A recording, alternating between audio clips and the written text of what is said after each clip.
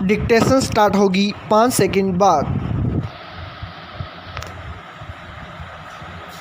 Yes, lesson number 95।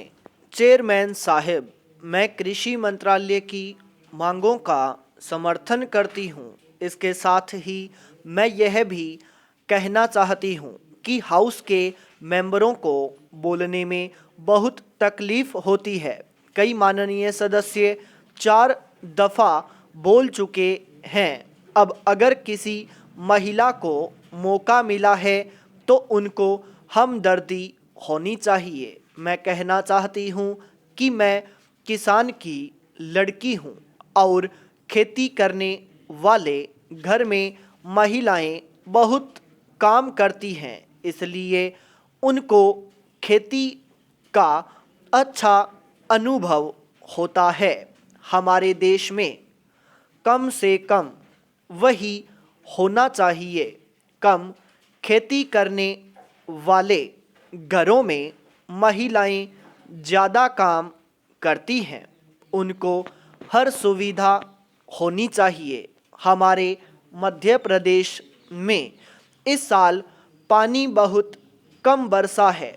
वर्षा बहुत कम हुई है। वर्षा कम होने की वजह से फसल बहुत कम हुई है। इसलिए मेरी प्रार्थना है कि किसानों का इस साल का लगान माफ़ कर दिया जाना चाहिए। उनसे इस साल लगान बिल्कुल नहीं लिया जाना चाहिए। वहाँ पर किसान ने अगर 5 मन बीज डाला था तो मुश्किल से 10 मन गेहूँ ही हुआ होगा। किसान रो रहे हैं, उनको कोई सुविधा नहीं है। इस वास्ते उनका इस साल का लगान माफ़ कर दिया जाना चाहिए। आपको चाहिए कि आप गेहूं के दाम निर्धारित कर दें।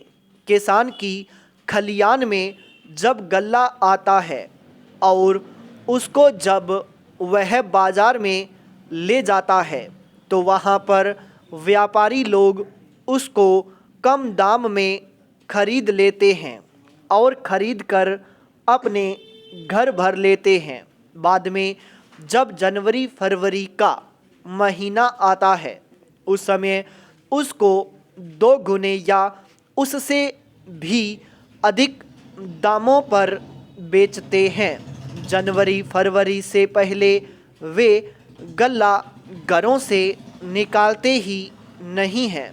किसानों को व्यापारी लोग कम दाम देकर चूसते हैं।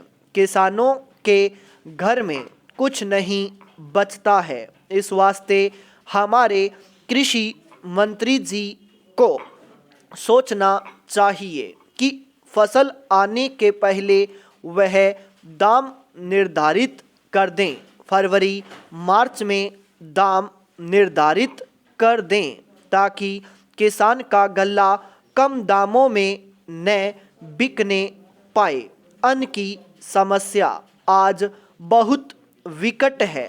आज लोगों को बहुत कष्टों का सामना करना पड़ रहा है। जब कामराज साहेब वहाँ गए थे तो मैं भी वहाँ गई थी। उनके साथ किसान की उन्नति और खेती के सुंदर विकास के संबंध में मैंने बहुत सी बातें की। पाई पैरा चेंज लेसन नंबर 96। चेयरमैन साहब, राजस्थान में जनता को बड़ी तकलीफ है। वहाँ सूखा पड़ा हुआ है, मवेशी मर रहे हैं। ऐसे जो स्थान है वहाँ आपको कदम उठाने चाहिए। वहाँ लोगों को तथा मवेशियों को खाने के लिए देना चाहिए, उनकी मदद करनी चाहिए। अगर आपने शहरों का ही ध्यान रखा और देहातों की समस्या व किसान की समस्या को हल नहीं किया तो भविष्य में बड़ा खतरा पैदा हो सकता है। जब मैं अपने क्षेत्र में कार्य करने के लिए जाती हूँ तो जिन लोगों ने वोट दिया होता है और जिन्होंने नहीं भी दिया होता है वे भी शिकायत करते हैं कि जब वोट का समय आता है तब तो आप कहती हैं कि लगान माफ़ होगा, गल्ला सस्ता होगा, गाय भैंस के लिए घास का प्रबंध होगा, लेकिन हो तो कुछ भी नहीं रहा है।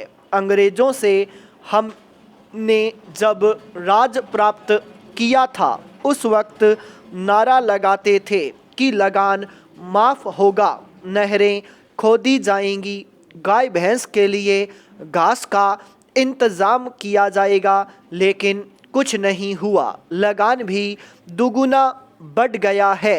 जनता में इन सब बातों को लेकर बड़ा असंतोष है। पाई पेराचेंज हमारे मंत्री महोदय जब ज़िले का या प्रांत का दौरा करने जाते हैं तो रेस्ट हाउस में जाकर ठहरते हैं। देहातों में जाएं तो उनको असली हालत का पता चले, लेकिन वे तो रेस्ट हाउस में जाकर ठहरते हैं ताकि कहीं उनको लू न लग जाए। इसलिए मैं निवेदन करती हूँ कि उनको गांवों में जाना चाहिए, वहाँ जाकर उनको किसान की तकलीफ़ को समझना चाहिए, उनकी तकलीफ़ को दूर करना चाहिए। किसान इस समय बड़े भयभीत हैं, उनकी तरफ बहुत सा रुपया पड़ा हुआ है।